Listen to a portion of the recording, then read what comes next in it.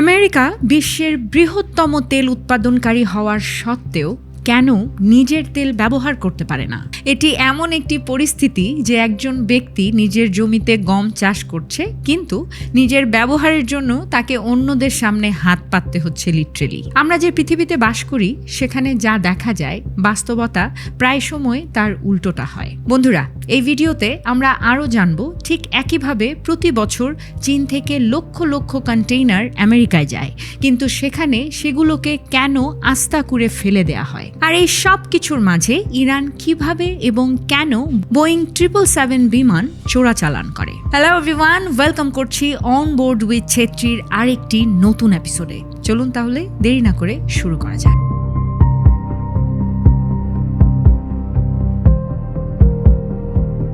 আপনারা কি জানেন, প্রতি মুহূর্তে সমুদ্রের বুকে প্রায় 3 লক্ষ জাহাজ ভাসমান অবস্থায় থাকে। এর মধ্যে অয়েল ট্যাঙ্কার, এলপিজি ও এলএনজি ক্যারিয়ার, ট্যাগ বোট এবং যাত্রীবাহী জাহাজের পাশাপাশি এমন জাহাজও রয়েছে যা বিশ্ব অর্থনীতির চাকা সচল রাখে। কন্টেইনার শিপ বৈশ্বিক বাণিজ্যের 90% সমুদ্র পথের ওপর নির্ভরশীল। হিসেব অনুযায়ী প্রতি মুহূর্তে 6 থেকে 8 হাজার কন্টেইনার জাহাজ সমুদ্র পাড়ি দিচ্ছে। অটোমেটিক আইডেন্টিফিকেশন সিস্টেমের সাহায্যে আজকাল এগুলোকে রিয়েল টাইম ট্র্যাক করা সম্ভব। আপনি যদি মেরিন ট্রাফিক বা ভেসেল ফাইন্ডারের মতো ওয়েবসাইটগুলোতে যান, তবে দেখবেন পুরো সমুদ্র ছোট ছোট আলোয় ভরে আছে। এখানে প্রতিটি জাহাজ একটি দানব আকৃতির জাহাজ, যাতে লক্ষ লক্ষ ডলারের পণ্য বোঝাই করা থাকে। এই কন্টেইনার জাহাজগুলোর বেশিরভাগই চীন থেকে বেরিয়ে ইউরোপ থেকে আমেরিকা পর্যন্ত যায়।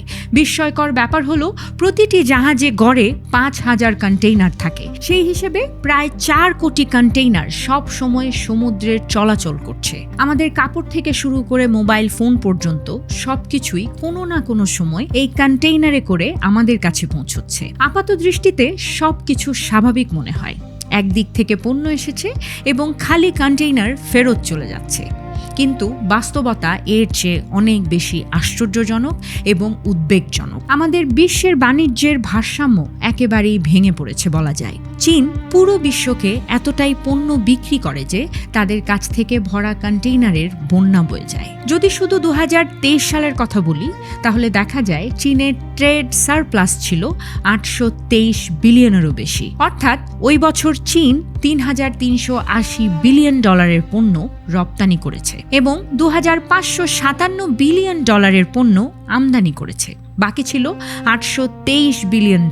সমস্যাটি শুরু হয় যখন চীন থেকে আসা কন্টেইনারগুলো আমেরিকা বা ইউরোপে পৌঁছায়। যেখানে চীনের সারপ্লাস 823 বিলিয়ন, ঠিক সেখানে পুরো ইউরোপের মিলিত সারপ্লাস মাত্র $41 বিলিয়ন, অর্থাৎ চীনের চেয়ে 95% কম। কিন্তু যখন এই কন্টেইনারগুলো আমেরিকায় পৌঁছায়, তখন সেখানকার অবস্থা পুরোপুরি ভিন্ন থাকে। আমেরিকা বিশ্বের বৃহত্তম ভোক্তা, অর্থাৎ সেখানে আমদানি ও রপ্তানির কোনো ভারসাম্য নেই। আমেরিকা আমদানি বেশি করে এবং রপ্তানি কম করে। এর মানে হলো সেখানে কন্টেইনার বেশি যায়, কিন্তু সেখান থেকে ফেরত পাঠানোর মতো পণ্য থাকে না তাদের কাছে। ইউএস পোর্টগুলোতে আসা কন্টেইনারের মাত্র 40% পূর্ণ অবস্থায় ফেরত যায়। তাহলে এখন প্রশ্ন আসে যে বাকি 60% কন্টেইনার আসলে কোথায় যায়? আপনাদের মনে হতে পারে সেগুলো খালি ফেরত আসে, কিন্তু তা নয়। সেই কন্টেইনারগুলো পুরো আমেরিকা জুড়ে জাঙ্ক ইয়ার্ডে, মানে আবর্জনা স্তূপে পড়ে নষ্ট হচ্ছে। এর কারণ হলো, একটি খালি কন্টেইনার চীন পর্যন্ত ফেরত পাঠাতে প্রায় $3,000 খরচ হয়। এছাড়া এই খালি কন্টেইনারটি জাহাজে এমন জায়গা দখল করে যেখানে একটি পূর্ণ কন্টেইনার রাখা যেত, যাতে লক্ষ লক্ষ ডলারের পণ্য থাকতে পারত। এ কারণেই চীনের $3,000 পুরাতন কন্টেইনারের প্রয়োজন হয় না, কারণ তারা নিজেরাই $2,000 নতুন কন্টেইনার তৈরি করে নিতে পারে। প্রতি বছর 25 লক্ষ নতুন কন্টেইনার তৈরি করা হয়, আর পুরনো কন্টেইনারের তো কোনো অভাবই নেই। তাহলে প্রশ্ন ওঠে, আমেরিকা এবং ইউরোপে আটকে থাকা এই খালি কন্টেইনারগুলো দিয়ে কি করা হয়? অনেক কন্টেইনার সস্তা স্টোরেজ বা নির্মাণ কাজের জন্য বিক্রি করে দেয়া হয়। আজকাল এগুলো যেগুলো দিয়ে বাড়ি এবং অফিসও বানানো হচ্ছে। আর যখন আর কিছু করার থাকে না, তখন সেগুলোকে গলিয়ে স্টিল বের করা হয়, কারণ প্রতিটি কন্টেইনারে প্রায় 2 টন স্টিল থাকে। বন্ধুরা, এই ভিডিও দেখার পরে আপনারা যখন কোনো বন্দরের পাশ দিয়ে যাবেন, তখন দেখতে পাবেন যে স্টিলের কন্টেইনারগুলো স্তূপ করে রাখা হয়েছে। তখন মনে রাখবেন, এগুলো শুধু আবর্জনা নয়, বরং বিশ্বের ভঙ্গুর অর্থনীতির এক অদ্ভুত গল্প। এবার সেই প্রশ্নে আসি, যা বড় বড় পণ্ডিতদেরও বিভ্রান্ত করে। আমেরিকা বিশ্বের বৃহত্তম তেল উৎপাদনকারী হওয়ার সত্ত্বেও কেন নিজের তেল ব্যবহার করতে পারে না? বিশ্বের মানচিত্র দেখলে দেখা যায় আমেরিকা বর্তমানে তেল উৎপাদনে 1 নম্বর। সৌদি আরব এবং রাশিয়াও তার পেছনে থাকে, কিন্তু বিস্ময়কর ব্যাপার হলো, এত তেল তোলার পরেও আমেরিকা বিশ্বের 2য় বৃহত্তম তেল আমদানিকারক। অর্থাৎ তারা নিজেদের তেল বিক্রি করে দেয় এবং ব্যবহারের জন্য অন্যের কাছ থেকে কিনে নেয়। এখন এই স্ট্র্যাটেজির পেছনে 3টি বড় রহস্য আছে। প্রথম কারণ হলো তেলের রসায়নের পার্থক্য। সব তেল একরকম হয় না। আমেরিকার জমি থেকে যে তেল বের হয় তাকে লাইট ক্রুড অয়েল বলে। এটি হালকা তেল যার ঘনত্ব কম। কিন্তু সমস্যা হলো, আমেরিকার পুরনো শোধনাগারগুলো হেভি ক্রুড অয়েল বা ঘন তেল পরিষ্কার করার জন্য তৈরি। এই শোধনাগারগুলো তখন তৈরি করা হয়েছিল যখন আমেরিকা মেক্সিকো ও ভেনেজুয়েলা থেকে ঘন তেল আমদানি করত। এখন যদি তারা নিজেদের হালকা তেল পরিষ্কার করতে চায়, তবে তাদের পুরো প্রযুক্তি পরিবর্তন করতে হবে, যাতে $200 বিলিয়ন বেশি খরচ হবে। এত টাকা খরচ করার চেয়ে তারা নিজেদের হালকা তেল বিশ্বের কাছে চড়া দামে বিক্রি করে দেয় এবং বাহির থেকে সস্তায় ভারী অপরিশোধিত তেল কিনে নেয়। তবে শুধু তেলের রসায়নই আমেরিকাকে এমনটা করতে বাধ্য করে না। এখানে দ্বিতীয় কারণটি হলো লজিস্টিক্সের সমস্যা। আমেরিকায় তেল উৎপাদন হয় এক জায়গায়, আর শোধনাগারগুলো অনেক দূরে। উদাহরণস্বরূপ বলা যায়, টেক্সাসে তেলের খনি থাকলেও সেখান থেকে নিউ ইয়র্ক বা ইস্ট কোস্ট পর্যন্ত তেল পাঠানোর মতো পর্যাপ্ত পাইপলাইন নেই। ক্যালিফোর্নিয়ার অবস্থা তো এমন যে তা একটি অয়েল আইল্যান্ডে পরিণত হয়েছে, যেখানে পাইপলাইনের অভাবে তারা 70% তেল বাইরের দেশ থেকে আমদানি করতে বাধ্য হচ্ছে লিটারেলি। যদিও এই দুটো কারণই যথেষ্ট ছিল, তবে কফিনের শেষ পেরেকটি ঠুকেছে দ্য জোনস অ্যাক্ট। প্রথম বিশ্বযুদ্ধের সময় আমেরিকান সৈনিক ও সরঞ্জাম সমুদ্র পারাপারের সময় একটি বড় সমস্যার মুখোমুখি হয়েছিল। তখন তারা অন্য দেশের জাহাজ ও নাবিকদের সাহায্য নিয়েছিল, কিন্তু এতে একটি নতুন বিপদও দেখা দেয়।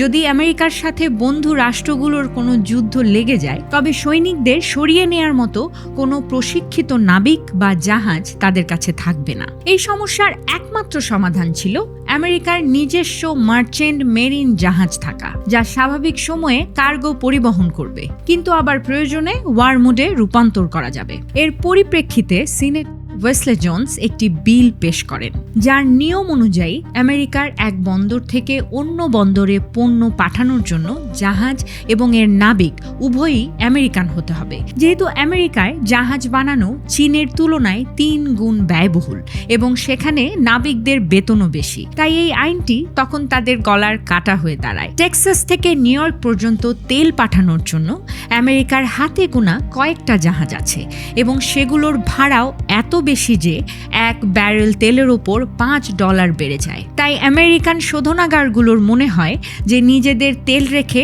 অন্য দেশ থেকে তেল আমদানি করলে তাদের খরচ কম পড়বে। একটি আইন যা আমেরিকাকে বাঁচানোর জন্য তৈরি করা হয়েছিল, ঠিক সেই আইনই ধীরে ধীরে আমেরিকাকে ভেতর থেকে ধ্বংস করছে। এই অদ্ভুত কারণেই আমেরিকা বিশ্বের বৃহত্তম তেল উৎপাদনকারী হওয়ার সত্ত্বেও অন্যের ওপর নির্ভরশীল।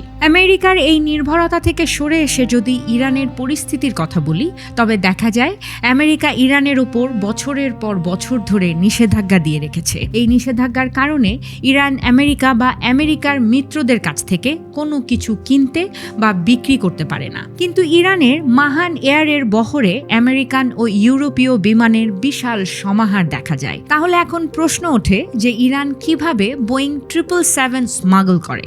2024 থেকে 2025 সালে ইরান বিশ্বকে তখন অবাক করে দেয়, যখন তাদের বহরে হঠাৎ 5টি বোয়িং 777 বিমান দেখা যায়। এটি সম্ভব হয়েছে বহু বছরের পরিকল্পনায়। অস্ট্রেলিয়ার অ্যালিস স্প্রিং মরুভূমিতে জাহাজের একটি বিশাল কবরস্থান আছে, ঠিক সেখানেই ইরানের নজর ছিল। সেখানে সিঙ্গাপুর এয়ারলাইন্সের 5টি পুরনো কিন্তু ব্যবহারযোগ্য বোয়িং 777 দাঁড়িয়েছিল। ইরান সরাসরি সেই বিমানগুলো কিনতে পারত না, তাই একটি আমেরিকা ভিত্তিক কোম্পানি আয়ন এভিয়েন্সের মাধ্যমে এই বিমানগুলো কেনা হয়।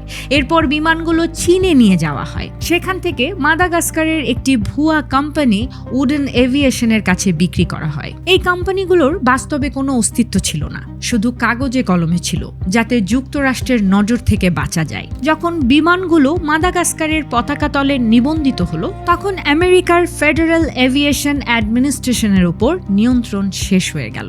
এরপর এই বিমানগুলোকে কম্বোডিয়ায় আনা হয়। কম্বোডিয়া এমন একটি দেশ যেখানে এভিয়েশন আইন খুব একটা কঠোর নয়। সেখানে এই বিমানগুলো বিশ্বের চোখ থেকে আড়াল হয়ে যায়। 2025 সালের জুলাই মাসে এই বিমানগুলো কম্বোডিয়া থেকে কেনিয়া যাওয়ার ফ্লাইট প্ল্যান ফাইল করে। দেখানো হয় যে এগুলো কেনিয়ায় রক্ষণাবেক্ষণের জন্য যাচ্ছে, কিন্তু যেই মুহূর্তে তারা আফগানিস্তানের আকাশ সীমায় পৌঁছায়, তারা তাদের ট্রান্সপন্ডারগুলো বন্ধ করে দেয়। রাডার থেকে গায়েব হওয়ার পর বিমানগুলো কেনিয়া না গিয়ে পথ পরিবর্তন করে ইরানের বিভিন্ন শহর চাবাহার, জাহেদান এবং মাশহাদে অবতরণ করে। যতক্ষণে বিশ্ব বুঝতে পারল, ততক্ষণে এই 5টি বোয়িং 777 ইরানের মাহান এয়ারের বহরের অংশ হয়ে গেছে। আমেরিকা এখন চাইলেও কিছু করতে পারে না, কারণ কেনা বেচার সঙ্গে জড়িত সব আমেরিকান কোম্পানি ভুয়া নামে নিবন্ধিত ছিল।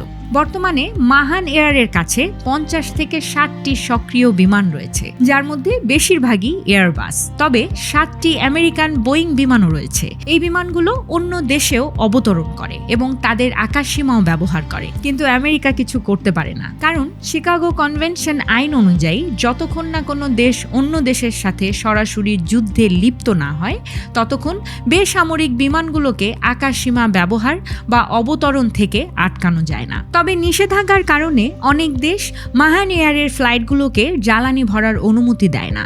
এখন যদি ইউরোপ বা আমেরিকার মিত্ররা ইরানিয়ান এয়ারলাইনকে আকাশসীমা ব্যবহার করতে বাধা দেয়, তবে ইরানও তাদের বিমানের জন্য নিজেদের আকাশসীমা বন্ধ করে দিতে পারে। আর যদি এমনটা হয়, তবে মধ্যপ্রাচ্য থেকে ইউরোপগামী ফ্লাইটগুলোর বড় ধরনের লোকসান হবে। বন্ধুরা, আজকের এই এপিসোড কেমন লাগলো জানাতে পারেন কমেন্ট বক্সে। এরকম আরও ইন্টারেস্টিং এপিসোড পেতে ফলো এবং সাবস্ক্রাইব করতে ভুলবেন না। ভালো থাকুন, সুস্থ থাকুন, সচেতন থাকুন।